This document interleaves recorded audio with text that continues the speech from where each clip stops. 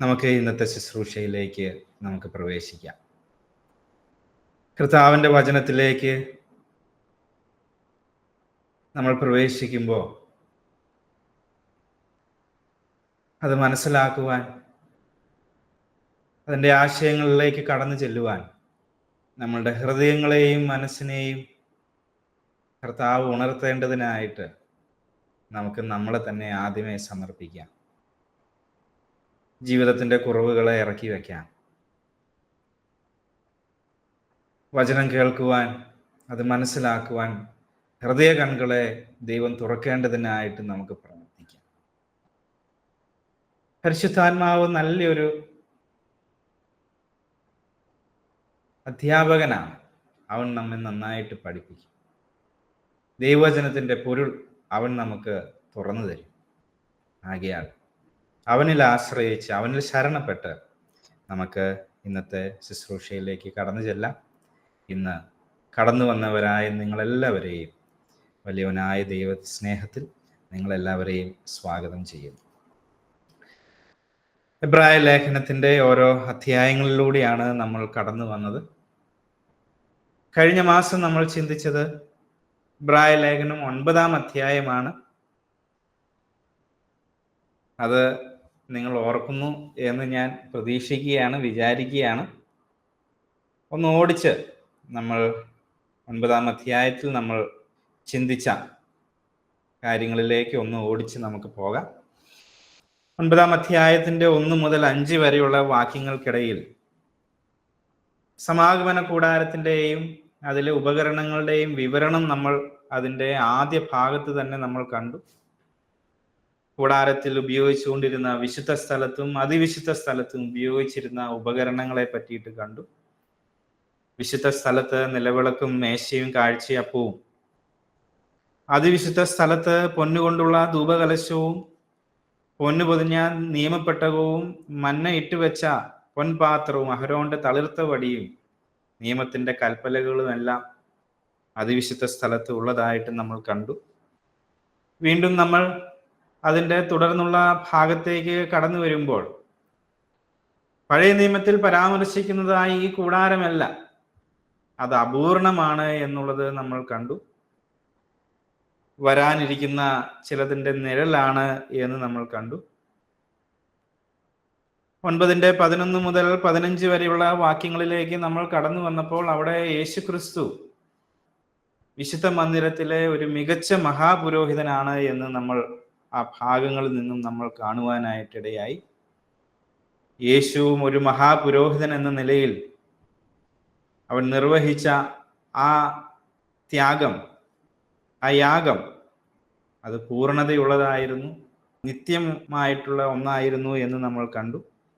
വീണ്ടും നമ്മൾ അതിൻ്റെ 16 മുതൽ 22 വരെയുള്ള ഭാഗങ്ങളിലേക്ക് വരുന്നപ്പോൾ പാപമോചനത്തിനായി രക്തത്തിൻ്റെ ആവശ്യകത എന്താണ് എന്ന് നമ്മൾ കണ്ടു.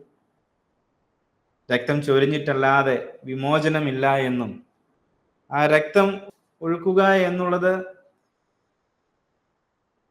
ഏതൊരു ഉടമ്പടിയുടെയും വാഗ്ദത്തിൻ്റെയും അതിൻ്റെ ഒരു സീലാണ് എന്ന് നമ്മൾ കാണുവാനായിട്ടിടയായി.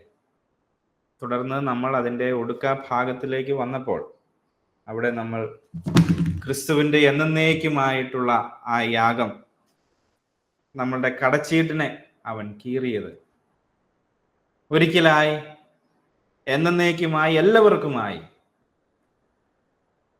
അവൻ ആ സ്വർഗീയ വിശുദ്ധ മന്ദിരത്തിൽ നടത്തിയ ആ യാഗത്തെ പറ്റി പറഞ്ഞാണ് നമ്മൾ 9-ാം അധ്യായം അവസാനിപ്പിച്ചത്.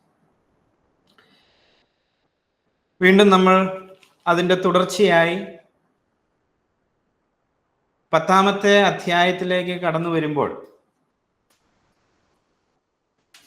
അവിടെ വീണ്ടും പഴയ നിയമ പുതിയ നിയമ കാര്യങ്ങളുടെ ഒരു കമ്പാരിസൺ നമുക്കവിടെ വീണ്ടും നമുക്ക് കാണുവാനായിട്ട് കഴിയും.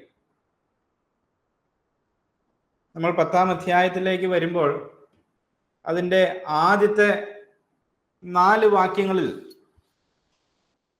നമുക്കൊന്ന് ഓടിച്ച് ഒന്ന് വായിക്കാം. 10-ാം അധ്യായം 1 മുതൽ 4 വരെയുള്ള വാക്യങ്ങൾ. ന്യായപ്രമാണം വരുവാനുള്ള നന്മകളുടെ നിഴലല്ലാതെ, കാര്യങ്ങളുടെ സാക്ഷാൽ സ്വരൂപമല്ലായക കൊണ്ട് ആണ്ടുതോറും ഇടവിടാതെ കഴിച്ചു വരുന്ന അതേ യാഗങ്ങളാൽ അടുത്തു വരുന്നവർക്ക് സൽഗുണപൂർത്തി വരുത്തുവാൻ ഒരു നാളും കഴിവുള്ളതല്ല. അല്ലെങ്കിൽ ആരാധനക്കാർക്ക് ഒരിക്കൽ ശുദ്ധി വന്നതിൻ്റെ ശേഷം പാപങ്ങളെക്കുറിച്ചുള്ള മനോബോധം പിന്നെ ഇല്ലായ്ക കൊണ്ട് യാഗം കഴിക്കുന്നത് നിന്നു പോകുകയില്ലയോ? ഇപ്പോഴോ ആണ്ടുതോറും അവയാൽ പാപങ്ങളുടെ ഓർമ്മയുണ്ടാകുന്നു. കാളകളുടെയും ആട്ടുകൊറ്റന്മാരുടെയും രക്തത്തിന് പാപങ്ങളെ നീക്കുവാൻ കഴിയുന്നതല്ല. ആദ്യമേ തന്നെ നമ്മൾ വായിച്ച ഭാഗം, ന്യായപ്രമാണം എന്നുള്ളത് ഒരു നിഴലാണ്, അതൊരു ഷാഡോയാണ്. വരാനിരിക്കുന്ന ചില നല്ല കാര്യങ്ങളുടെ, ചില നന്മകളുടെ അതിൻ്റെ ഒരു നിഴൽ മാത്രമായിരുന്നു ന്യായപ്രമാണം. എന്തോ നല്ലതൊന്ന് അതിൻ്റെ പിന്നിൽ വരാനായിട്ടുണ്ട്. ഒരു നന്മയായത് അതിൻ്റെ പിന്നിൽ സംഭവിക്കാനുണ്ട്.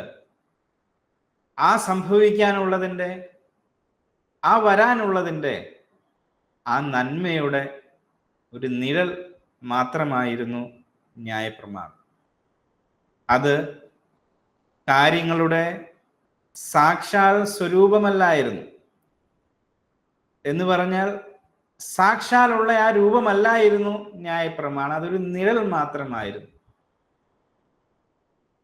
ഒരു കണ്ണാടിയുടെ മുൻപിൽ നമ്മൾ നിന്നാൽ നാം എന്ന് പറയുന്നത് അതിൻ്റെ ഒറിജിനലാണ്, അതിൻ്റെ ഇമേജ് ആണ് കണ്ണാടിയിൽ പ്രതിബിംബിക്കുന്നത് എന്ന് പറയും പോലെ ഒരു നിഴൽ മാത്രമായിരുന്നു ന്യായപ്രമാണം. യഥാർത്ഥമായിട്ടുള്ള ഒന്നായിരുന്നില്ല, സാക്ഷാൽ സ്വരൂപമായിരുന്നില്ല ന്യായപ്രമാണം. വരുവാനുള്ള നന്മകളുടെ നിഴലല്ലാതെ, കാര്യങ്ങളുടെ സാക്ഷാൽ സ്വരൂപമല്ലായക കൊണ്ട് ആണ്ടുതോറും ഇടവിടാതെ കഴിച്ചു വരുന്ന അതേ യാഗങ്ങളാൽ അടുത്തു വരുന്നവർക്ക് സൽഗുണപൂർത്തി വരുത്തുവാൻ ഒരു നാളും കഴിവുള്ളതല്ല. അപ്പോൾ ന്യായപ്രമാണത്തിന് ആ സൽഗുണപൂർത്തി, ആ ഒരു പെർഫെക്ഷൻ, ആ ഒരു അതിനെ സമീപിക്കുന്നവരെ പെർഫെക്റ്റ് ആക്കാനുള്ള ഒരു കഴിവ് ന്യായപ്രമാണത്തിന് അല്ലെങ്കിൽ ആ യാഗങ്ങൾക്ക് ഉണ്ടായിരുന്നില്ല. അത് സാക്ഷാൽ സ്വരൂപമല്ലായിരുന്നു, അതൊരു നിഴൽ മാത്രമായിരുന്നു. അത് ആണ്ടുതോറും ആവർത്തിക്കപ്പെടേണ്ട ഒന്നായിരുന്നു. അതിനൊരു പൂർത്തീകരണം ഉണ്ടായിരുന്നില്ല. അത് വീണ്ടും വീണ്ടും വീണ്ടും ആവർത്തിച്ച് യാഗങ്ങൾ ഓരോ ആണ്ടുതോറും പാപപരിഹാര യാഗമെല്ലാം അർപ്പിച്ച് അതങ്ങനെ ആവർത്തിക്കപ്പെട്ട് തുടർന്നു കൊണ്ടിരുന്ന ഒന്നായിരുന്നു. അതിനൊരു പൂർണ്ണത കൈവന്നിരുന്നില്ല. സൽഗുണപൂർത്തി, ആ ഒരു പെർഫെക്ഷൻ, അത് നൽകാൻ കഴിവുള്ള ഒന്നായിരുന്നില്ല ഈ ന്യായപ്രമാണവും അതുപോലെ തന്നെ യാഗങ്ങളും. അല്ലെങ്കിൽ ആരാധനക്കാർക്ക് ഒരിക്കൽ ശുദ്ധി വന്നതിന്റെ ശേഷം പാപങ്ങളെ കുറിച്ചുള്ള മനോബോധം പിന്നെ ഇല്ലായക കൊണ്ട് യാഗം കഴിക്കുന്നത് നിന്നു പോകുകയല്ലേ? പഴയ നിയമകാലത്ത് വിശ്വാസികൾ, അല്ലെങ്കിൽ പഴയ നിയമകാലത്ത് അവർ പാപപരിഹാര യാഗം നടത്തിയിരുന്നു. എന്നാൽ അതുകൊണ്ടൊരു പൂർണ്ണമായ ഒരു പാപപരിഹാരത്തെ കുറിച്ച് ഒരു പൂർണ്ണമായ ഒരു അവബോധം അവർക്കുണ്ടായില്ല. പരിഹരിക്കപ്പെടാത്ത പാപത്തെക്കുറിച്ചും അവരുടെ കുറ്റബോധത്തെ പറ്റിയിട്ടുമുള്ള ഒരു പരിസമാപ്തി അവിടെ വന്നിരുന്നില്ല. അതുകൊണ്ട് എന്തുണ്ടായി? ആ യാഗങ്ങൾ വീണ്ടും വീണ്ടും ആവർത്തിച്ചു പോന്നു. ഇപ്പോഴോ ആണ്ടുതോറും അവയാൽ പാപങ്ങളുടെ ഓർമ്മയുണ്ടാകുന്നു. ഓരോ ആണ്ടുകൾ ചെല്ലും തോറും അവർ ആ ചെയ്ത കാര്യത്തിന്റെ പാപത്തിന്റെ ഓർമ്മയാണ് അവർക്ക് വരുന്നത്. കാളകളുടെയും ആട്ടുകൊറ്റന്മാരുടെയും രക്തത്തിന് പാപങ്ങളെ നീക്കുവാൻ കഴിയുന്നതല്ല. അവർ അർപ്പിച്ച കാളകളുടെയും അവർ അർപ്പിച്ചതായ ആട്ടുകൊറ്റന്മാരുടെയും ഒന്നും രക്തം അവരുടെ പാപങ്ങളെ എന്നേക്കുമായി നീക്കിക്കളയുവാൻ കഴിവുള്ളതായിരുന്നില്ല. ന്യായപ്രമാണം ഒരു നിഴൽ മാത്രമായിരുന്നു. താൽക്കാലികമായുള്ള ഒരു സംവിധാനം മാത്രമായിരുന്നു. ആ ആരാധകർക്ക് ഒരു പൂർണ്ണതയുണ്ടായിരുന്നില്ല. അവർ എന്നേക്കുമായി പൂർണ്ണമായിട്ട് ശുദ്ധീകരിക്കപ്പെട്ടിരുന്നില്ല. അങ്ങനെയായിരുന്നെങ്കിൽ ഓരോ ആണ്ടിലും ആവർത്തിക്കപ്പെടേണ്ട കാര്യമില്ലായിരുന്നു യാഗം. എന്നാൽ അത് ആണ്ടുതോറും ആവർത്തിക്കപ്പെട്ടു. പുരോഹിതൻ ആണ്ടുതോറും അത് ആവർത്തിച്ചു എന്നുള്ളത് കൊണ്ട് തന്നെ ആ യാഗത്തിന് പൂർണ്ണതയില്ല എന്ന് അതിൽ നിന്ന് തന്നെ വ്യക്തമാണ്. പ്രിയമുള്ളവരെ, ഈ യാഗങ്ങൾക്കും ഈ ആചാര അനുഷ്ഠാനങ്ങൾക്കും ഒന്നിനും മനുഷ്യനെ അവൻ്റെ കുറ്റബോധത്തിൽ നിന്നും അവൻ്റെ പാപത്തിൽ നിന്നും എന്നേക്കുമായി അവനെ വിടുവിക്കാൻ കഴിയുന്നതല്ല. ആചാരങ്ങളിലല്ല കാര്യം. നാം ചെയ്യുന്നതായ പ്രവൃത്തികളിലല്ല കാര്യം.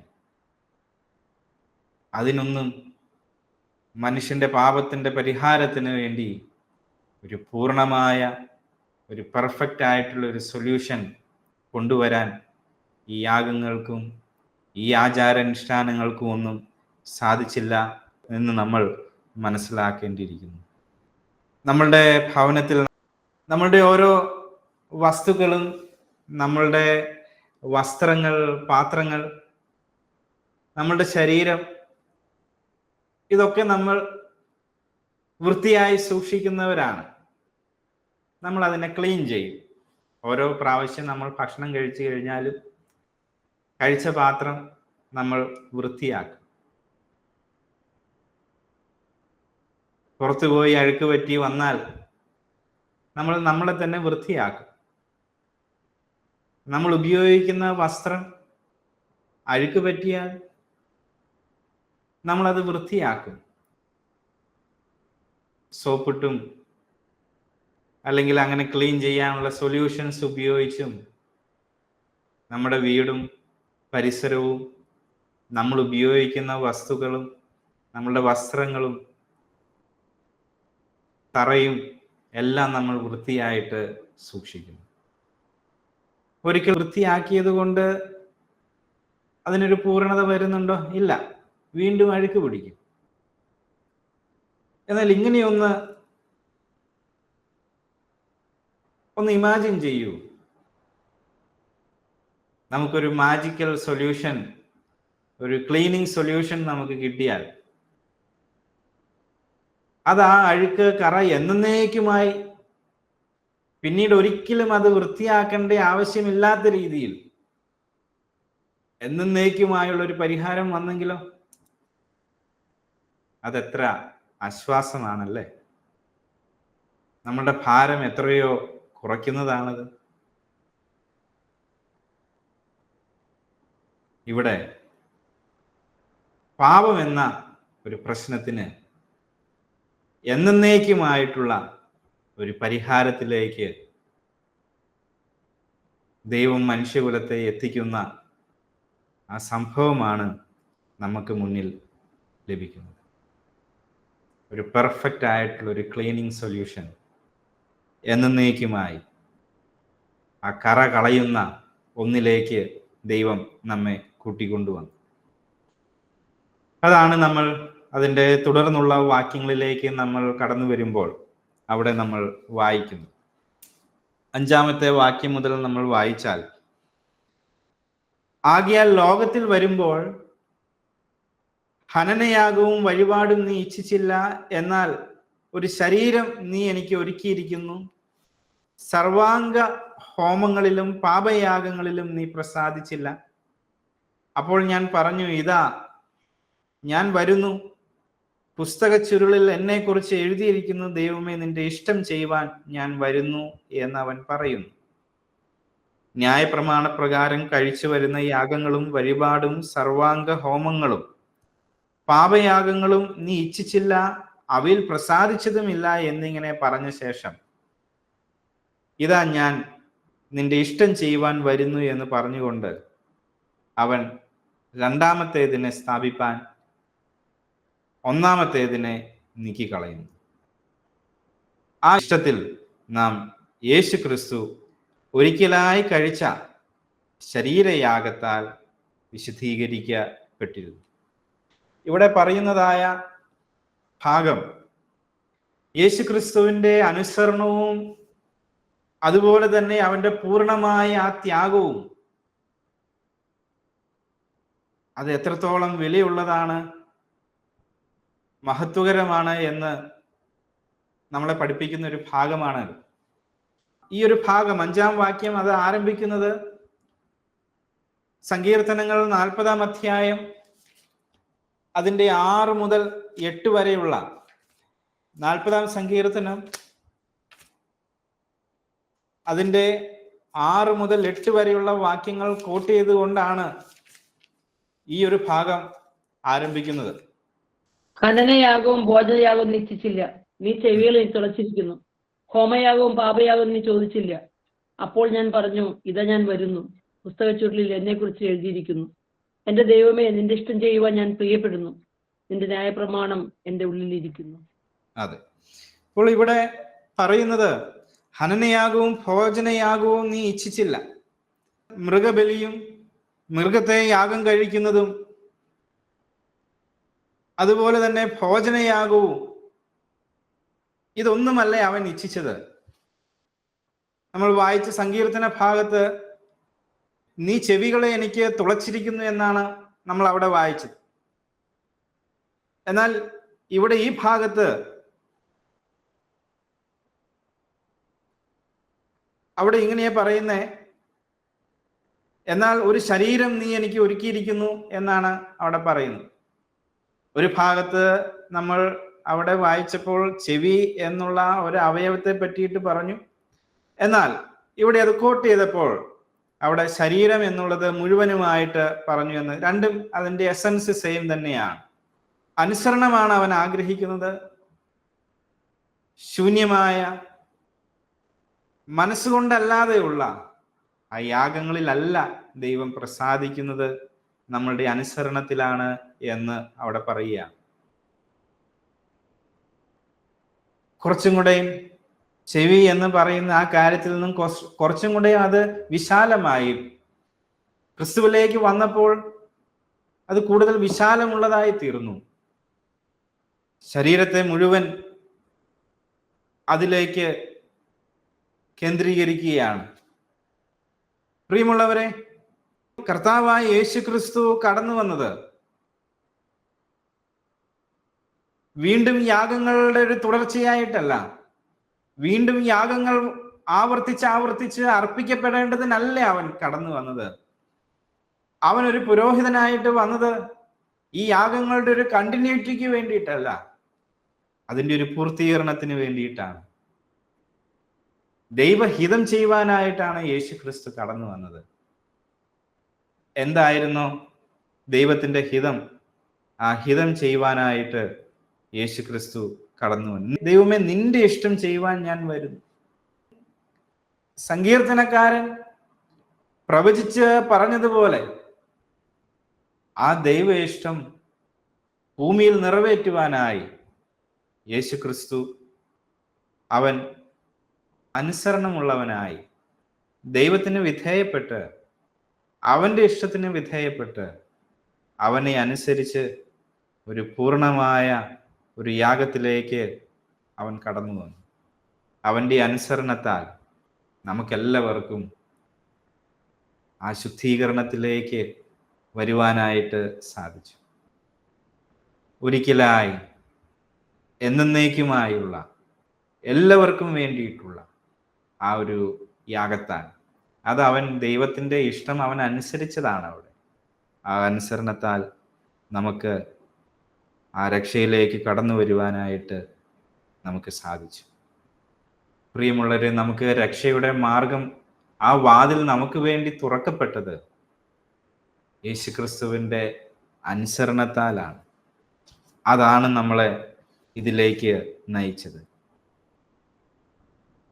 ഇതാ ഞാൻ നിന്റെ ഇഷ്ടം ചെയ്യുവാൻ വരുന്നു എന്ന് പറഞ്ഞ് ആദ്യത്തേതിനെ നീക്കിക്കളഞ്ഞ് രണ്ടാമത്തെ ഒന്ന് അവൻ സ്ഥാപിക്കുന്നതായിട്ട് നാം ഇവിടെ കാണുന്നു.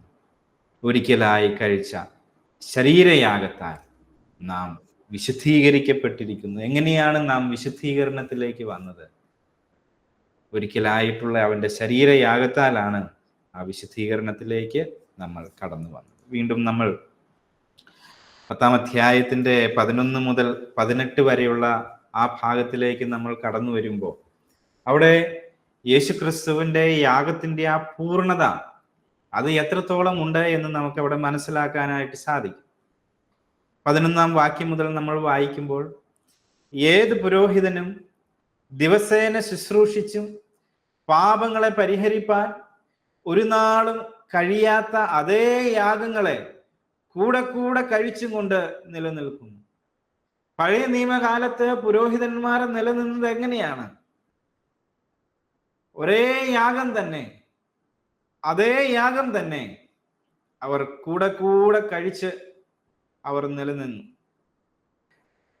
11-ാം വാക്യത്തിൽ നമ്മൾ വായിച്ചത്, ആവർത്തിച്ചു കൊണ്ടിരുന്ന പഴയ നിയമകാലത്ത് പുരോഹിതൻ ആവർത്തിച്ച് അതേ യാഗങ്ങൾ കൂടെ കൂടെ കഴിച്ചു വന്നു. എന്നാൽ യേശുവോ പാപങ്ങൾക്ക് വേണ്ടി ഏകയാഗം കഴിച്ചിട്ട് എന്നേക്കും ദൈവത്തിൻ്റെ വലത്തുഭാഗത്ത് ഇരുന്നു കൊണ്ട് തൻ്റെ ശത്രുക്കൾ തൻ്റെ പാദപീഠമാകുവോളം കാത്തിരിക്കുന്നു. പഴയ നിയമ പുരോഹിതനും അവർ ചെയ്ത യാഗങ്ങളും ആവർത്തിച്ചു കൊണ്ടിരുന്നപ്പോൾ പുതിയ നിയമത്തിലേക്ക് കടന്നു വരുമ്പോൾ യേശുക്രിസ്തു നമ്മളുടെ പാപങ്ങൾക്ക് വേണ്ടി ഏകയാഗം, ഒരേ ഒരു യാഗം അത് കഴിച്ചിട്ട് അവൻ എന്നേക്കും ദൈവത്തിൻ്റെ വലത്ത് ഭാഗത്ത് ഇരിക്കുന്നു. പ്രിയമുള്ളവരെ, അവൻ എന്നേക്കുമായിട്ട് നമ്മളുടെ പാപത്തിൻ്റെ പരിഹാരത്തിന് വേണ്ടിയിട്ട് അവൻ എന്നേക്കുമായുള്ള ഒരു യാഗം നിർവഹിച്ച് അവൻ ദൈവത്തിൻ്റെ വലത്ത് ഭാഗത്ത് ഇരിക്കുകയാണ്. അവൻ്റെ പ്രവൃത്തികളെല്ലാം പൂർണ്ണതയുള്ളതാണ്. അവൻ ചെയ്യേണ്ട കാര്യങ്ങളെല്ലാം പൂർണ്ണതയോടെ പെർഫെക്റ്റ് ആയിട്ട് അത് പൂർത്തീകരിച്ചു. ആ ഒരു പൂർണ്ണത കൊണ്ടുവരുവാൻ പുരോഹിതന്മാർക്ക് ആർക്കും കഴിഞ്ഞില്ല. എന്നാൽ യേശുക്രിസ്തു അവൻ്റെ വർക്കെല്ലാം കംപ്ലീറ്റ് ചെയ്ത് ഇനി ഒരു യാഗത്തിൻ്റെ ആവശ്യമില്ലാത്ത രീതിയിൽ ആ ഒരു കാര്യത്തിന് ഒരു പരിസമാപ്തി, ഒരു പൂർണ്ണത അവൻ കൊണ്ടുവന്നു. പ്രിയമുള്ളവരെ, പാപം എന്ന പ്രശ്നത്തിൻ്റെ പരിഹാരത്തിലേക്ക് അവൻ ഒരിക്കലായി ആ യാഗം കഴിച്ചു. ഏകയാഗത്താൽ അവൻ വിശുദ്ധീകരിക്കപ്പെടുന്നവർക്ക് സദാകാലത്തേക്കും സൽഗുണപൂർത്തി വരുത്തിയിരിക്കുന്നു. അത് പരിശുദ്ധാത്മാവും നമുക്ക് സാക്ഷീകരിക്കുന്നു. ഈ കാലം കഴിഞ്ഞ ശേഷം ഞാൻ അവരോട് ചെയ്യുവാനിരിക്കുന്ന നിയമം ഇങ്ങനെയാകുന്നു: എൻ്റെ ന്യായപ്രമാണം അവരുടെ ഉള്ളിലാക്കി അവരുടെ ഹൃദയങ്ങളിൽ എഴുതുമെന്ന കർത്താവിൻ്റെ അരുളപ്പാട് എന്ന് അരുളി ചെയ്ത ശേഷം അവരുടെ പാപങ്ങളെയും അകൃത്യങ്ങളെയും ഞാൻ ഇനി ഓർക്കുകയുമില്ല എന്ന് അരുളി ചെയ്യുന്നു. എന്നാൽ ഇവയുടെ മോചനം ഉള്ളിടത്ത് ഇനിമേൽ പാപങ്ങൾക്ക് വേണ്ടി ഒരു യാഗവും ആവശ്യം ഇല്ല. പാപത്തിൻ്റെ പരിഹാരത്തിന് വേണ്ടിയിട്ട് ഇനി ഒരു യാഗവും അവശേഷിക്കുന്നില്ല. ഏറ്റവും ക്രീമായിട്ടുള്ളത്, ഏറ്റവും ആവശ്യമായിട്ടുള്ളത് നിഷ്കളങ്കമായ ഒരു രക്തം നമ്മുടെ പാപം എന്ന പ്രശ്നത്തിൻ്റെ പരിഹാരത്തിന് വേണ്ടി കാൽവറിയിൽ കർത്താവ് നമുക്ക് വേണ്ടി ആ രക്തം ചിന്തി ഒഴുക്കിയപ്പോൾ ആ കവാടം നമുക്ക് വേണ്ടിയിട്ട് തുറക്കപ്പെടുകയാണ് ഉണ്ടായത്.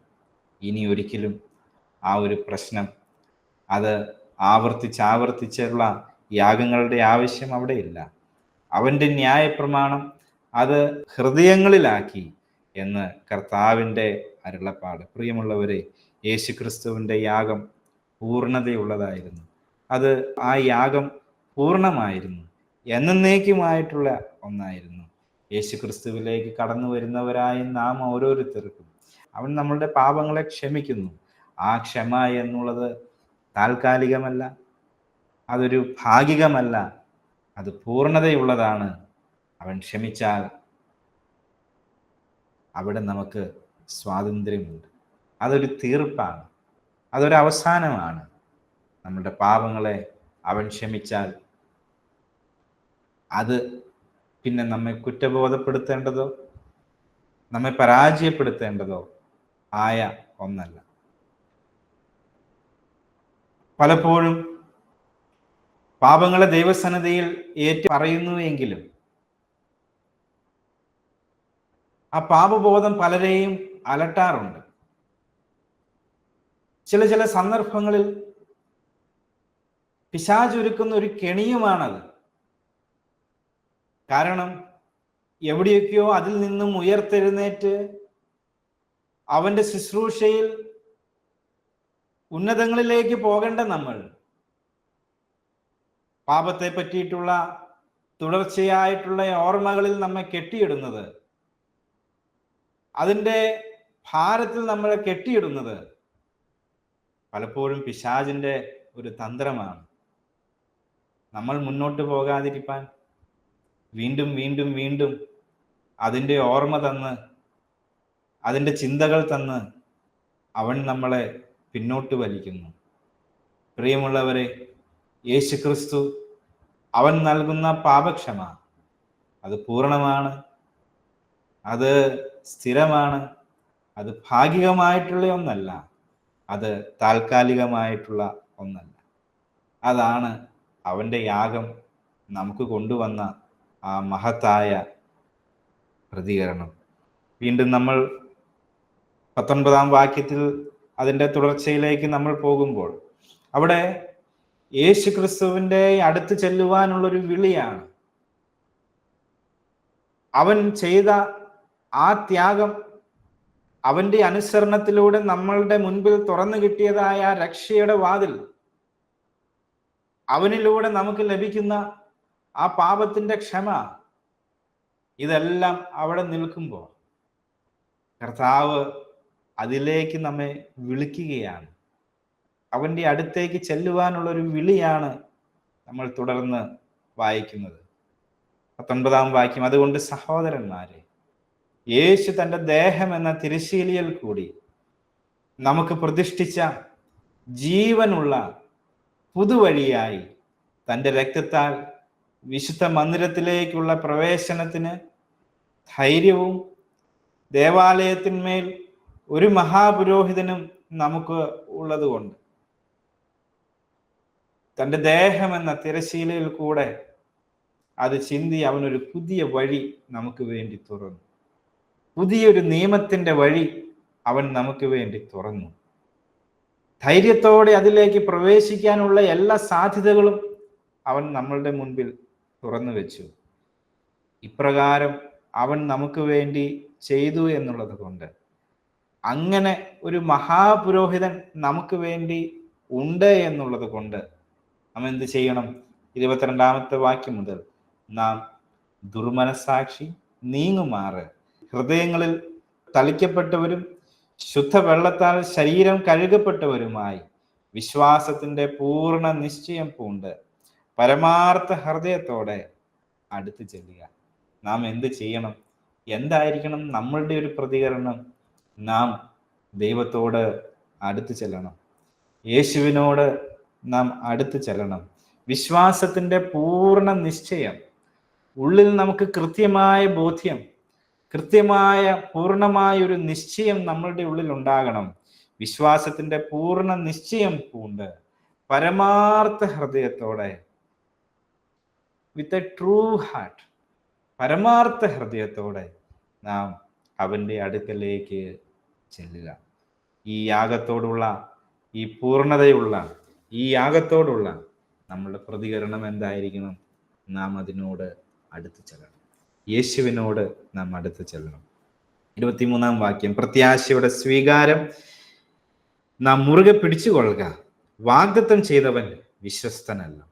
ചിലർ ചെയ്യുന്നത് പോലെ നമ്മുടെ സഭായോഗങ്ങളെ ഉപേക്ഷിക്കാതെ തമ്മിൽ പ്രബോധിപ്പിച്ചും കൊണ്ട് സ്നേഹത്തിനും സൽപ്രവർത്തികൾക്കും ഉത്സാഹം വർദ്ധിപ്പിപ്പാൻ അന്യോന്യം സൂക്ഷിച്ചു കൊള്ളുക. നാം സൂക്ഷിക്കേണ്ടത് എന്താണ്? പ്രത്യാശയുടെ സ്വീകാര്യം മുറുകെ പിടിക്കാനായിട്ട് നാം സൂക്ഷിക്കണം. നമ്മളുടെ വിശ്വാസം അത് നമുക്ക് നഷ്ടപ്പെട്ടു പോകാതെ, ആ പ്രത്യാശ അത് നമുക്ക് നഷ്ടപ്പെട്ടു പോകാതെ അത് മുറുകെ പിടിക്കാൻ നാം സൂക്ഷിക്കണം. വാഗ്ദത്തം വിശ്വസ്തനാണ്. അവൻ നമ്മെ എത്തിക്കാം എന്ന് പറഞ്ഞിട്ടുണ്ടെങ്കിൽ അവൻ നമ്മെ എത്തിക്കും. അവൻ നമുക്ക് സ്ഥലം ഒരുക്കി വരാമെന്ന് പറഞ്ഞിട്ടുണ്ടെങ്കിൽ അവൻ നമുക്ക് വേണ്ടി സ്ഥലം ഒരുക്കിയാൻ വരും. വീണ്ടും വരാമെന്ന് പറഞ്ഞവൻ അവൻ വീണ്ടും വരും. പ്രത്യാശ, ഒരാശ നമ്മളുടെ ഉള്ളിൽ അവൻ തന്നിട്ടുണ്ടെങ്കിൽ, വാഗ്ദത്തം തന്നവൻ വിശ്വസ്തനാണ്. അവൻ അത് ചെയ്യുവാൻ മതിയായവനാണ്. ചിലർ ചെയ്യുന്നത് പോലെ സഭായോഗങ്ങളെ ഉപേക്ഷിക്കരുത്. പ്രിയമുള്ളവരെ, നിലനിന്ന് പോകണമെങ്കിൽ നമ്മൾ അതിനെ ഉപേക്ഷയായി വിചാരിക്കാതെ സഭായോഗങ്ങളുമായി നമ്മൾ മുന്നോട്ട് പോകണം. സ്നേഹത്തിനും സൽപ്രവർത്തികൾക്കും ഉത്സാഹം വർദ്ധിപ്പിപ്പാൻ അന്യോന്യം സൂക്ഷിച്ചു കൊള്ളുക. എന്താണ് സ്നേഹത്തിൽ നമുക്ക് മുന്നോട്ട് പോകണം? സൽപ്രവർത്തികളിൽ, ലവ് ആൻഡ് ഗുഡ് വർക്ക്സ്, അല്ലെ? അതിലൊന്ന് ഉണ്ടായിട്ട് മാത്രം കാര്യമില്ല. സ്നേഹത്തിലും സൽപ്രവർത്തികളിലും നമ്മൾ ഉത്സാഹത്തോടെ മുന്നോട്ട് പോകുക. നാൾ സമീപിക്കുന്നു എന്ന് കാണും തോറും അത് അധികമായി ചെയ്യേണ്ടതാകുന്നു. പ്രിയമുള്ളവരെ, ഓരോ നാൾ മുന്നോട്ട് പോകും തോറും നമുക്കറിയാം അവസാനം അടുത്തുകൊണ്ടിരിക്കുകയാണ്. ആ നാൾ സമീപിക്കുന്നു എന്ന് കാണും തോറും അത് നമ്മൾ പ്രത്യാശിക്കുന്ന കാര്യം എന്താണോ ആ പ്രത്യാശയിലേക്ക് നമ്മൾ കൂടുതലായി അടുക്കുന്നു എന്ന് മനസ്സിലാക്കും തോറും നമ്മൾ കൂടുതലായി അധികമായി അത് ചെയ്യേണ്ടതിനെ പറ്റി ഇവിടെ നമ്മോട് ഉദ്ബോധിപ്പിക്കുകയാണ്. പ്രിയമുള്ളവരെ, നമ്മളുടെ കാൽവറിയിലെ അവൻ ചെയ്ത, അല്ലെങ്കിൽ ആ ക്രൂശ് എന്നുള്ളത്, അത് ദൈവവുമായിട്ടുള്ള ഒരു സംസർഗത്തിലേക്കും അവൻ്റെ ജനവുമായിട്ടുള്ള ഒരു സംസർഗത്തിലേക്കും കൂടെയാണ് ആ ഒരു ക്ഷണം നമുക്ക് വരുന്നത്. അപ്പോൾ ഒന്ന്, അവൻ നമ്മെ ക്ഷണിക്കുന്നത്, അവൻ ഒരുക്കിയ പുതിയ വഴിയിലേക്കാണ് അവൻ നമ്മെ ക്ഷണിക്കുന്നത്. അവൻ്റെ രക്തത്താൽ സാധ്യമായിട്ടുള്ള ആ ഒരു പുതിയ വഴിയിലേക്ക് അവൻ നമ്മെ ക്ഷണിക്കുന്നു എന്നുള്ളതിൻ്റെ ഒപ്പം തന്നെ അവൻ ക്ഷണിക്കുന്ന ഒരു കാര്യം, അവൻ്റെ ജനവുമായിട്ട്, അവൻ്റെ സഭയുടെ ഭാഗമായി ആ കൂട്ടായ്മയിൽ മുന്നോട്ട് പോകാനുള്ള ഒരു ക്ഷണം കൂടിയാണ്. സൽപ്രവൃത്തികളിലും പരസ്പരം അന്യോന്യം പ്രചോദിപ്പിച്ചും അന്യോന്യം സൂക്ഷിച്ചും കൊണ്ട് മുന്നോട്ട് പോകാനുള്ള ഒരു ക്ഷണമാണ് അവൻ നടത്തുന്നത്. വീണ്ടും നമ്മൾ അതിൻ്റെ 10-ാം അധ്യായത്തിൻ്റെ 26 മുതൽ 31 വരെയുള്ള വാക്യങ്ങളിലേക്ക് നമ്മൾ കടന്നു വരുമ്പോൾ, ഈ പരിജ്ഞാനമെല്ലാം ലഭിച്ച ശേഷം നാം വീണ്ടും മനഃപൂർവമായിട്ട് പാപം ചെയ്താൽ അതിനെതിരെയുള്ള ഒരു മുന്നറിയിപ്പാണ് 26 മുതൽ 31 വരെയുള്ള വാക്യങ്ങളിൽ. മനഃപൂർവമായി ചെയ്യുന്ന പാപത്തിനെതിരെയുള്ള ഒരു മുന്നറിയിപ്പ്. സത്യത്തിന്റെ പരിജ്ഞാനം ലഭിച്ച ശേഷം നാം മനഃപൂർവം പാപം ചെയ്താൽ പാപങ്ങൾക്ക് വേണ്ടി ഇനി ഒരു യാഗവും ശേഷിക്കാതെ ന്യായവിധിക്കായി ഭയങ്കരമായൊരു പ്രതീക്ഷയും എതിരികളെ ദഹിപ്പിക്കാനുള്ള ക്രോധാഗ്നിയുമേ ഉള്ളൂ. അപ്പോൾ ഈ ഒരു പരിജ്ഞാനം നമുക്ക് ലഭിച്ചതിന് ശേഷവും നാം മനഃപൂർവം പാപം ചെയ്താൽ ഇനി അതിന് വേറൊരു യാഗവും ഇനി ശേഷിക്കുന്നില്ല. ഇനിയുള്ളത് അതിൻ്റെ കോൺസിക്വൻസ് നമ്മൾ അനുഭവിക്കുക എന്നുള്ളത് മാത്രമേ അതിൻ്റെ അപ്പുറത്തുള്ളൂ. ആ കോൺസിക്വൻസ് എന്നുള്ളത് ഒരു ന്യായവിധിയാണ്. ദൈവത്തിൻ്റെ ക്രോധത്തിൻ്റെ അഗ്നി അതിനെ നേരിടുക എന്നുള്ളതാണ് പിന്നെ മുന്നിലുള്ളത്. മോശയുടെ ന്യായപ്രമാണം അനുസരിക്കാത്തവന് കരുണ കൂടാതെ 2-3 സാക്ഷികളുടെ വാമൊഴി കേട്ട് മരണശിക്ഷ കൽപ്പിക്കുന്നുവല്ലോ. അപ്പോൾ മോശയുടെ ന്യായപ്രമാണ പ്രകാരം അത് അനുസരിക്കാത്തവൻ എന്താണ്? 2-3 പേരുടെ സാക്ഷികളുടെ വാമൊഴിയും കൂടെ കേട്ടാൽ പിന്നെ അവൻ മരണശിക്ഷയ്ക്ക് കൽപ്പിക്കപ്പെടുകയാണ്. മോശയിലൂടെ വന്ന ആ പഴയ നിയമ വ്യവസ്ഥ അത് ഇത്രത്തോളം കഠിനമുള്ളതാണ് എങ്കിൽ ദൈവപുത്രനെ ചവിട്ടിക്കളയുകയും തന്നെ വിശുദ്ധീകരിച്ച നിയമരക്തത്തെ മലിനമെന്ന് നിരൂപിക്കുകയും കൃപയുടെ ആത്മാവിനെ നിന്ദിക്കുകയും ചെയ്തവൻ എത്ര കഠിനമേറിയ ശിക്ഷയ്ക്ക് പാത്രമാകും എന്ന് വിചാരിപ്പിൻ. ഇതൊരു മുന്നറിയിപ്പാണ്. ഈ പരിജ്ഞാനമെല്ലാം ഈ സത്യം നമ്മളുടെ ഉള്ളിൽ വെളിപ്പെട്ടതിന് ശേഷം നാം മനഃപൂർവമായി പാപം ചെയ്താൽ ഉണ്ടാകുന്ന ആ കഠിനമായ ശിക്ഷ അത് എത്രത്തോളം വലുതായിരിക്കുമെന്ന് വിചാരിപ്പിൻ എന്നുള്ളൊരു മുന്നറിയിപ്പാണ് ഇവിടെ നമുക്ക് ലഭിക്കുന്നത്. പ്രതികാരം എനിക്കുള്ളത്, ഞാൻ പകരം വീട്ടുമെന്ന് കർത്താവ് തന്റെ ജനത്തെ ന്യായം വിധിക്കും എന്ന് അരുളി ചെയ്തവനെ നാം അറിയുന്നുവല്ലോ. ജീവനുള്ള ദൈവത്തിന്റെ കയ്യിൽ വീഴുന്നത് ഭയങ്കരം. ആ ഒരു വീഴ്ച ഭയങ്കരമായിരിക്കും. അവന്റെ ക്രോധത്തിന്റെ അഗ്നിയിലേക്ക് കടന്നു വരുന്നത്, അതിന്റെ അപ്പുറത്ത് പിന്നെ ഒരു നിലനിൽപ്പില്ല. പിന്നെ ഒരു യാഗവും ഒരു പരിഹാരവും അതിന്റെ അപ്പുറത്ത് ശേഷിക്കുന്നില്ല. ഈ സത്യത്തിന്റെ പരിജ്ഞാനം ലഭിച്ച ശേഷവും നാം മനഃപൂർവം നാം പാപം ചെയ്ത് മുന്നോട്ട് പോയാൽ അതുണ്ടാക്കുന്ന ആ ഒരു കോൺസിക്വൻസ് എത്ര വലുതായിരിക്കുമെന്ന് ഈ ഭാഗത്ത് നിന്നും നമ്മളെ പ്രബോധിപ്പിക്കുകയാണ്, ഉത്ബോധിപ്പിക്കുകയാണ്. നമുക്കുള്ള ഏക പ്രത്യാശ യേശു ക്രിസ്തുവാണ്. നമുക്ക് വേണ്ടി തുറക്കപ്പെട്ട ഏക വാതിൽ, ഇനി ഒരു പ്രതീക്ഷയുണ്ടെങ്കിൽ അത് യേശു ക്രിസ്തുവാണ്. ആ പ്രതീക്ഷയെയും നമ്മൾ മനഃപൂർവം ത്യജിച്ചാൽ, മനഃപൂർവം നമ്മൾ അതിന് വിരോധമായി നിന്നാൽ അതിന് എത്ര വലിയ വില കൊടുക്കേണ്ടി വരും എന്നുള്ളത് ഇവിടെ നിന്ന് നമുക്ക് മനസ്സിലാക്കാം. വീണ്ടും 10-ാം അധ്യായത്തിന്റെ അവസാന ഭാഗം 32 മുതൽ 39 വരെയുള്ള ഭാഗങ്ങളിലേക്ക് കടന്നു വരുമ്പോൾ അവിടെ നമുക്കുള്ള ഒരു പ്രോത്സാഹനമാണ്, സഹിച്ചു നിൽക്കാനുള്ള ഒരു പ്രോത്സാഹനമാണ് അവിടെ നമുക്ക് ലഭിക്കുന്നത്. എന്നാൽ നിങ്ങൾ പ്രകാശനം ലഭിച്ച ശേഷം നിന്ദകളാലും പീഡകളാലും കൂത്തുകാഴ്ചയായി ഭവിച്ചും ആ വക അനുഭവിക്കുന്നവർക്ക് കൂട്ടാളിയായി തീർന്നു. ഇങ്ങനെ കഷ്ടങ്ങളാൽ വളരെ പോരാട്ടം കഴിച്ച പൂർവകാലം ഓർത്തുകൊള്ളുവിൻ. ആ എബ്രായ ലേഖകൻ വിശ്വാസികൾക്ക് അവൻ എഴുതുകയാണ്, നിങ്ങളുടെ പൂർവകാലം നിങ്ങൾ ഓർത്തുകൊള്ളണം. നിങ്ങൾ എത്രത്തോളം ഈ ഒരു പ്രകാശനത്തിന്റെ പേരിൽ നിങ്ങൾ എത്രത്തോളം നിന്ദകൾ അനുഭവിച്ചു, എത്രത്തോളം പരിഹാസങ്ങൾ നിങ്ങൾ നേരിട്ടു, എത്ര പീഡകൾക്ക് നിങ്ങൾ കൂത്തുകാഴ്ചയായി നിങ്ങൾക്ക് ഭവിച്ചു. അങ്ങനെ കടന്നുപോയ പലരുടെയും അവർക്ക് സപ്പോർട്ടായിട്ട് നിങ്ങൾ നിന്നിട്ടുള്ളതാണ്. ഇങ്ങനെ നിങ്ങൾ അങ്ങനെ അനുഭവിച്ചവരുടെ ഒപ്പം നിന്നിട്ടുള്ള നിങ്ങളുടെ അപൂർവ ദിവസങ്ങളെ നിങ്ങൾ ഓർത്തുകൊള്ളുവീൻ എന്ന് ഇവിടെ ലേഖനകർത്താവ് പറയുകയാണ്. തടവുകാരോട് നിങ്ങൾ സഹതാപം കാണിച്ചതല്ലാതെ സ്വർഗത്തിൽ നിലനിൽക്കുന്ന ഒരു ഉത്തമ സമ്പത്ത് നിങ്ങൾക്കുണ്ട് എന്ന് അറിഞ്ഞ് സമ്പത്തുകളുടെ അപഹാരവും സന്തോഷത്തോടെ സഹിച്ചുവല്ലോ. നിങ്ങൾ എത്ര വലിയ കാര്യമാണ് ചെയ്തത്. നിങ്ങൾ ചെയ്തത് എന്താ? നിങ്ങൾ അവരോട് സഹതാപം കാണിച്ചു എന്നുള്ളത് ശരി, പക്ഷെ അതിൻ്റെ ഒപ്പം നിങ്ങൾക്ക് സ്വർഗത്തിൽ അതിൻ്റെ സമ്പത്ത് നിങ്ങൾക്ക് വർദ്ധിക്കുന്നു എന്നുള്ളത് നിങ്ങൾ ഓർത്തുകൊള്ളുക. സ്വർഗത്തിൽ നിലനിൽക്കുന്ന ഒരു ഉത്തമ സമ്പത്ത്, സ്വർഗത്തിൽ നിലനിൽക്കുന്ന ഒരു ഉത്തമ സമ്പത്ത് നിങ്ങൾക്കുണ്ട് എന്ന് അറിഞ്ഞ് സമ്പത്തുകളുടെ അപഹാരവും സന്തോഷത്തോടെ നിങ്ങൾ സഹിച്ചു. അതുകൊണ്ട് മഹാപ്രതിഫലമുള്ള നിങ്ങളുടെ ധൈര്യം തള്ളിക്കളയരുത്. ഈ മഹാധൈര്യത്തിന് ഒരു പ്രതിഫലമുണ്ട്, ഈ സഹനത്തിന് ഒരു പ്രതിഫലമുണ്ട്. ഇന്നത്തെ പ്രതിസന്ധികൾ മുന്നിൽ കടന്നു വരുമ്പോൾ അതിനെ നാം സഹിച്ചു നിൽക്കുന്നതിൽ അതിൻ്റെ അപ്പുറത്ത് ഒരു മഹാപ്രതിഫലമുണ്ട് എന്ന് നാം ഓർത്തുകൊള്ളുക.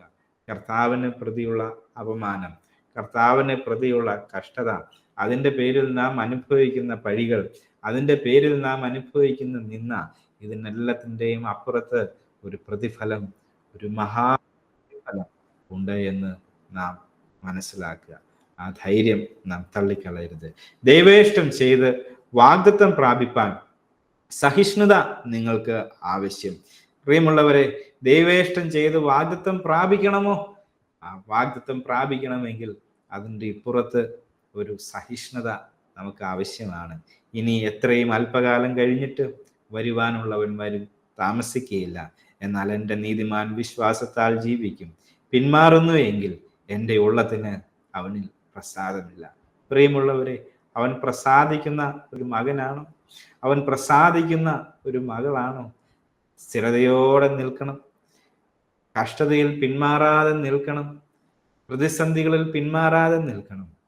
പീഡകളും നിന്ദകളും വരുമ്പോൾ പിന്മാറാതെ, ത്യജിച്ച് കളയാതെ നാം നിൽക്കണം. എങ്കിൽ അവൻ്റെ ഉള്ളിൽ, അവൻ്റെ ഉള്ളത്തിൽ നമ്മോട് പ്രസാദമുണ്ട്. നാമോ നാശത്തിലേക്ക് പിന്മാറുന്നവരുടെ കൂട്ടത്തിലല്ല, വിശ്വസിച്ച് ജീവരക്ഷ പ്രാപിക്കുന്നവരുടെ കൂട്ടത്തിൽ അത്രേ ആകുന്നു.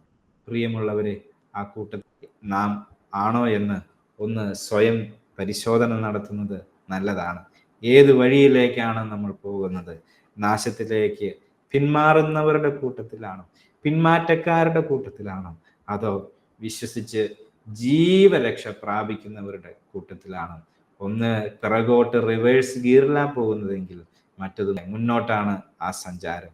വിശ്വസിച്ച് ജീവരക്ഷ പ്രാപിക്കുന്നവരുടെ കൂട്ടത്തിൽ മുന്നോട്ടാണോ, അതോ നാശത്തിലേക്ക് പിൻവാങ്ങുന്നവരുടെ കൂട്ടത്തിലാണോ? പ്രിയമുള്ളവരെ, നാം വിശ്വസിച്ച് ജീവരക്ഷ പ്രാപിക്കുന്നവരുടെ കൂട്ടത്തിൽ മുന്നോട്ട് പോകുവാൻ സഹനങ്ങൾ ഇതിൻ്റെ നടുവിൽ കടന്നു വരും. നമ്മൾക്ക് സഹിഷ്ണുത കാണിക്കേണ്ട മേഖലകൾ പലതും ജീവിതത്തിൽ കടന്നു വരും.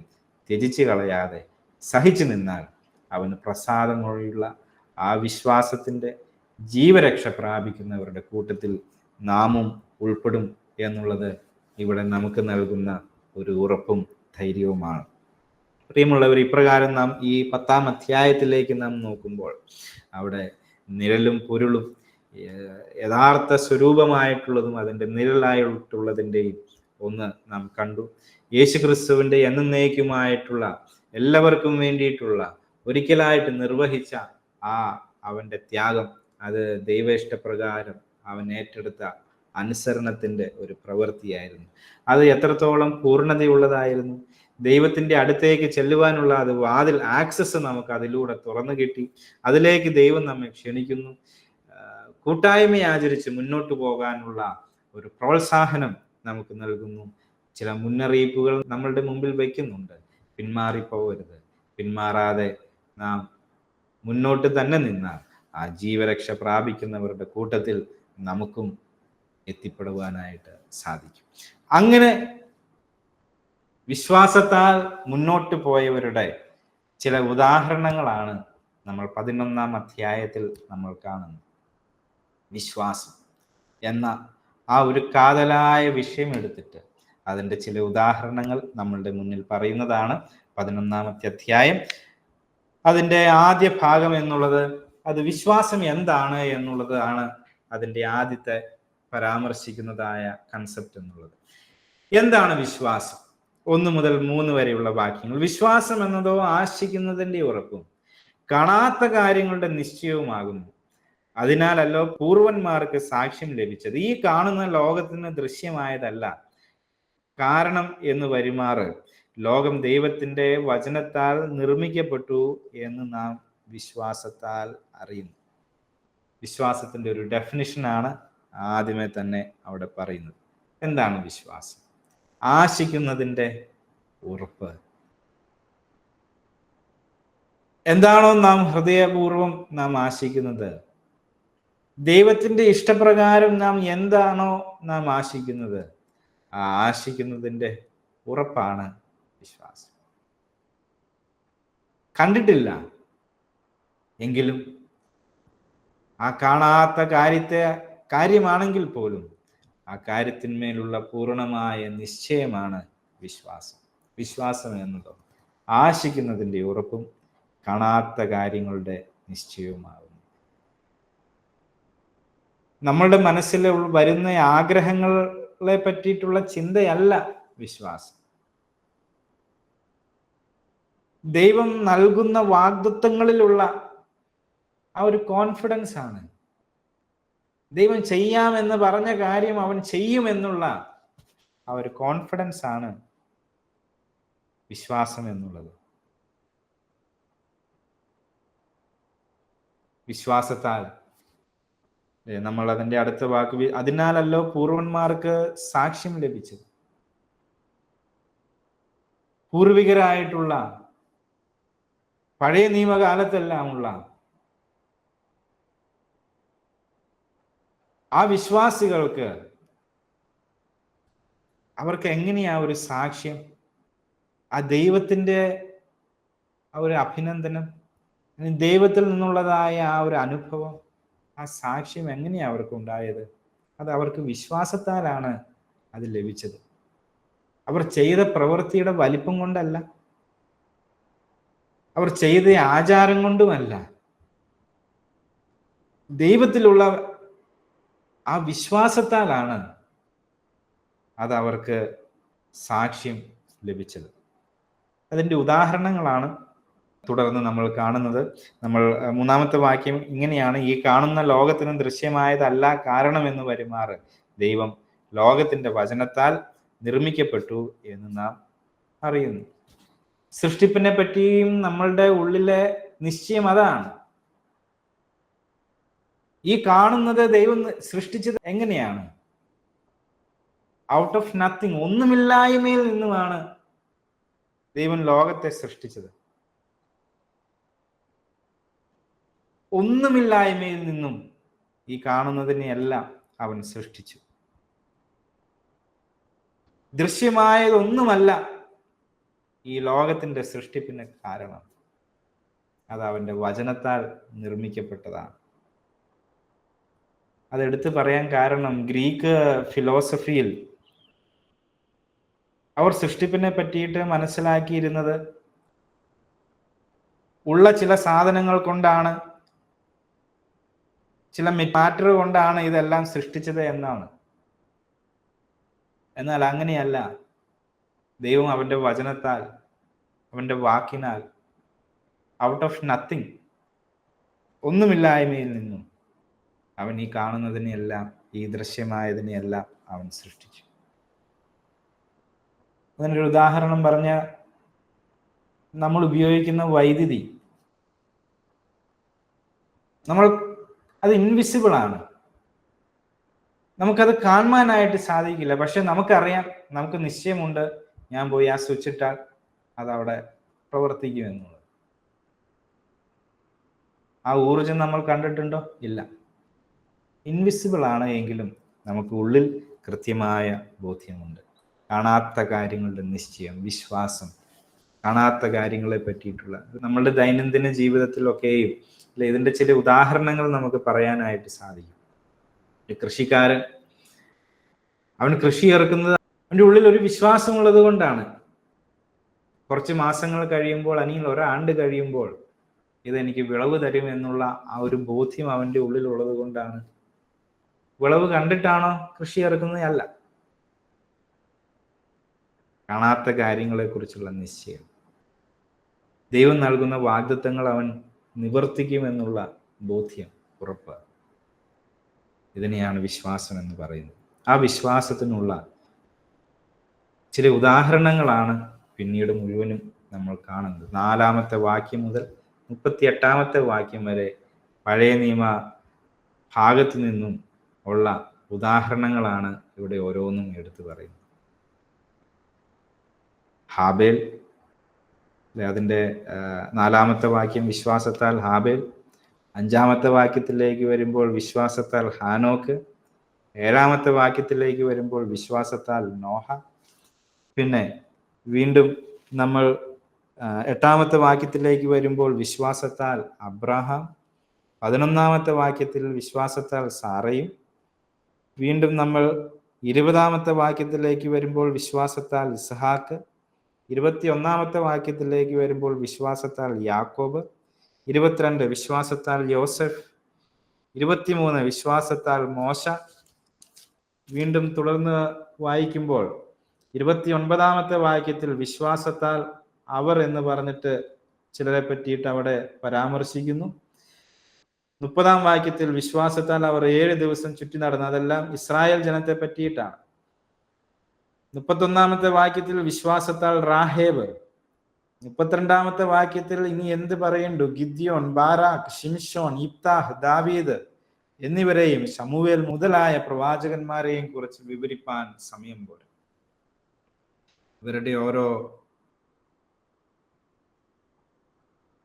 കാര്യങ്ങളും പരാമർശിക്കുമ്പോൾ അവരുടെ ആ വിശ്വാസം എത്രത്തോളം വലുതായിരുന്നു എന്ന് വെളിപ്പെടുത്തുന്നതാണ് അവിടെ പറയുന്നത്. അവർ ചെയ്ത ഓരോ പ്രവൃത്തിയുടെയും പിന്നിൽ ആ വിശ്വാസമാണ് അവരെ നയിച്ചത്. ഉദാഹരണത്തിന് പറഞ്ഞാൽ, 4-ാമത്തെ വിശ്വാസത്താൽ ഹാബേൽ ദൈവത്തിന് കൈയിൻ്റെതിലും ഉത്തമമായി യാഗം കഴിച്ചു. 8-ാമത്തെ വാക്യം വിശ്വാസത്താൽ അബ്രഹാം തനിക്ക് അവകാശമായി കിട്ടുവാനിരിക്കുന്ന ദേശത്തേക്ക് യാത്രയാവാൻ വിളിക്കപ്പെട്ടാറെ അനുസരിച്ചു. വിശ്വാസത്താലുള്ള പ്രവൃത്തികൾ. പഴയ നിയമകാലത്തും വിശ്വാസത്തിന് പ്രാധാന്യം ഉണ്ടായിരുന്നു എന്ന് വെളിപ്പെടുത്താൻ വേണ്ടിയിട്ടാണ് ഇതെല്ലാം ഓരോന്നും ഓരോരുത്തരുടെ ജീവിതം വെച്ചിട്ട് ഇത് നമ്മളുടെ മുമ്പിൽ അവതരിപ്പിക്കുന്നു. ഒടുവിൽ അതിൻ്റെ അവസാനത്തെ 2 വാക്യങ്ങൾ, 39-40 വാക്യങ്ങൾ, അവർ എല്ലാവരും വിശ്വാസത്താൽ സാക്ഷ്യം ലഭിച്ചിട്ടും വാഗ്ദത്ത നിവൃത്തി പ്രാപിച്ചില്ല. ഇപ്പൊ ഇവരെല്ലാവർക്കും അവർക്ക് വിശ്വാസത്താൽ സാക്ഷ്യം ലഭിച്ചു. ദൈവത്തിൽ നിന്നുള്ളൊരു നല്ല ഒരു അംഗീകാരം അവർക്കുണ്ടായി. പക്ഷെ എങ്കിലും അവർ വാഗ്ദത്ത നിവൃത്തി പ്രാപിച്ചില്ല. അവർ നമ്മെ കൂടാതെ രക്ഷാപൂർത്തി പ്രാപിക്കാതിരിക്കേണ്ടതിന് ദൈവം നമുക്ക് വേണ്ടി ഏറ്റവും നല്ലതൊന്ന് കരുതി. നമുക്ക് വേണ്ടി ഏറ്റവും നല്ലതൊന്ന് ദൈവം നമുക്ക് വേണ്ടിയിട്ട് മുൻകരുതി. ഒരു നല്ല വാഗ്ദത്തം. പഴയ നിയമ വിശുദ്ധന്മാർക്ക് നമ്മെ കൂടാതെ എത്തിച്ചേരാൻ പറ്റാത്തതായ ഒരു വാഗ്ദത്തം. ഈ പറയുന്നവരെല്ലാം വിശ്വാസത്തിന്റെ കാര്യത്തിൽ അവർ പ്രശംസിക്കപ്പെട്ടുവെങ്കിലും അവരുടെ ജീവിതകാലത്ത് ഈ വാഗ്ദത്തം പ്രാപിപ്പാൻ അവർക്ക് സാധിച്ചില്ല. മെച്ചപ്പെട്ട ഒരു വാഗ്ദത്തത്തിനായി അവർ പ്രതീക്ഷയോടെ കാത്തിരുന്നു. മെശിഹായുടെ വരവിന് വേണ്ടിയിട്ട് അവർ കാത്തിരുന്നു. പക്ഷെ ആ വാഗ്ദത്തത്തിലേക്ക് അവർക്ക് എത്തിച്ചേരാനായിട്ട് കഴിഞ്ഞില്ല. പ്രിയമുള്ളവരെ, ഇന്ന് നാം ഇക്കരയ്ക്ക് നിൽക്കുമ്പോൾ അക്കരെ നിന്ന് പ്രതീക്ഷയോടെ കാത്തിരുന്ന ഒരുപാട് പേരുടെ ചരിത്രമാണ്, ഒരുപാട് പേരുടെ വിശ്വാസമാണ് അതിൻ്റെ അപ്പുറത്തുള്ളത്. ഒരുപാട് പേർ ആഗ്രഹിച്ചിട്ടും എത്തിപ്പെടാനായിട്ട് സാധിക്കാത്ത ഒന്ന്. ഒരുപാട് പേർ പ്രതീക്ഷിച്ചിട്ടും അതിൻ്റെ പൂർണ്ണത അവർക്ക് അവരുടെ ജീവിതത്തിൽ അതിലേക്ക് എത്തിച്ചേരാനായിട്ട് അവർക്ക് സാധിച്ചില്ല, എത്തിച്ചേരാനായിട്ട് അവർക്ക് കഴിഞ്ഞില്ല. എന്നാൽ ദൈവം നമ്മളെ ആ വാഗ്ദത്തത്തിലേക്ക് അതിൻ്റെ സാക്ഷികളാകുവാൻ, അതിൻ്റെ ആ നടന്നതിൻ്റെ ഇക്കരെയാണ് നമ്മൾ നിൽക്കുന്നത്. നമുക്ക് എത്രയോ വ്യക്തമായിട്ട് അത് വെളിപ്പെട്ട് കിട്ടി, എത്രയോ നന്നായിട്ട് നമുക്കതിനെ വരച്ച് കിട്ടി നമ്മളുടെ മുമ്പിൽ. അതിൻ്റെ ഇക്കരെ നിന്ന് ആ നന്മകൾ അനുഭവിക്കാനുള്ള ഒരു വലിയ കൃപ ദൈവം നമ്മളുടെ ജീവിതത്തിൽ തന്നു. പഴയ നിയമകാല ശ്രേഷ്ഠന്മാരൊക്കെ ഒരുപാട് ആഗ്രഹിച്ചിട്ടും കാത്തിരുന്നിട്ടും എത്തിച്ചേരാൻ പറ്റാത്തിടത്ത് ദൈവം നമ്മളെ കൃപയാൽ അതിലേക്ക് കൂട്ടിച്ചേർത്തു. ഇത്ര വലിയ രക്ഷയെ എങ്ങനെയാണ് ഗണ്യമാക്കാതെ പോകാൻ കഴിയുക? ആ യാഗത്തിലേക്ക് എങ്ങനെയാണ് നമുക്ക് അടുത്ത് ചെല്ലാതിരിക്കാൻ കഴിയുക? അതിലേക്ക് അടുത്ത് ചെല്ലുവാൻ കർത്താവ് നാം ഓരോരുത്തരെയും ക്ഷണിക്കുകയാണ്. പഴയ നിയമകാലത്ത് അവർക്ക് ലഭിച്ചതിനേക്കാൾ കൂടുതൽ വെളിച്ചം, കൂടുതൽ പ്രകാശനം ഇന്ന് നമുക്ക് ലഭിച്ചിട്ടുണ്ട്. ഭാഗികമായ ഒരു അറിവേ അവർക്കുണ്ടായിരുന്നുള്ളൂ. എന്നാൽ അതിനെപ്പറ്റി പൂർണ്ണമായൊരു നിശ്ചയം നമുക്ക് ദൈവം തന്നു. സമർപ്പിക്കുന്നു, ആ വിശ്വാസത്തെ ഏറ്റുപറയുന്നു, ആ വിശ്വാസത്തിന് വേണ്ടി നിൽക്കുന്നു. നമുക്ക് വേണ്ടി ചൊരിഞ്ഞ ആ രക്തത്തിൻ്റെ വില നാം തിരിച്ചറിയുന്നു. കണ്ണുകളെ അടയ്ക്കാം, പ്രാർത്ഥിക്കാം. ഞങ്ങളുടെ കർത്താവേ, നീ ഞങ്ങൾക്ക് വേണ്ടി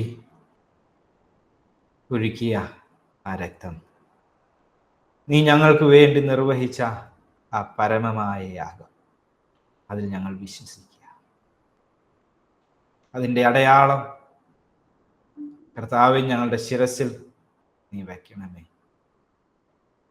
ഞങ്ങൾ നിന്റെ വകയാണ്, ഞങ്ങൾ നിന്റെ രക്തമാണ്, നിന്റെ രക്തത്തിൻ്റെ വിലയാണ് ഞങ്ങളുടെ ശിരകളിൽ ഒഴുകുന്നത്. നിന്റെ രക്തത്തിൻ്റെ മഹത്വമാണ് ഇന്ന് ഞങ്ങളുടെ ഒരു വില. അതിൻ്റെ പ്രാഗൽഭ്യമേ ഞങ്ങൾക്കുള്ളൂ. ഞങ്ങളുടെ പാപങ്ങളെ നീ ക്ഷമിക്കണം. താവി ഞങ്ങളുടെ അകൃത്യങ്ങളെ നീ ഓർക്കരുത്. നിന്റെ രക്തം കൊണ്ട് ഞങ്ങളെ കഴുകി ശുദ്ധീകരിക്കണം. നിന്റെ മക്കളാക്കി നീ ഞങ്ങളെ തീർക്കണം. ആ പ്രത്യാശയിലേക്ക് ഞങ്ങളെ നയിക്കണം. പിന്മാറിപ്പോകുന്നവരുടെ കൂട്ടത്തിലല്ല, വിശ്വസിച്ച് ജീവരക്ഷ പ്രാപിക്കുന്നവരുടെ കൂട്ടത്തിലേക്ക് ഞങ്ങൾക്ക് പ്രവേശിപ്പാൻ ഞങ്ങളെ നീ സഹായിക്കണം. അതിനായി എൻ്റെ കൃപ അധികമായി ചോദിക്കുന്നു, എൻ്റെ സഹായം അധികമായി ചോദിക്കുന്നു. കൃപയാകണം കർത്താവെ, സമർപ്പിക്കുന്നു യേശുവിൻ നാമത്തിൽ തന്നെ. ആമേൻ.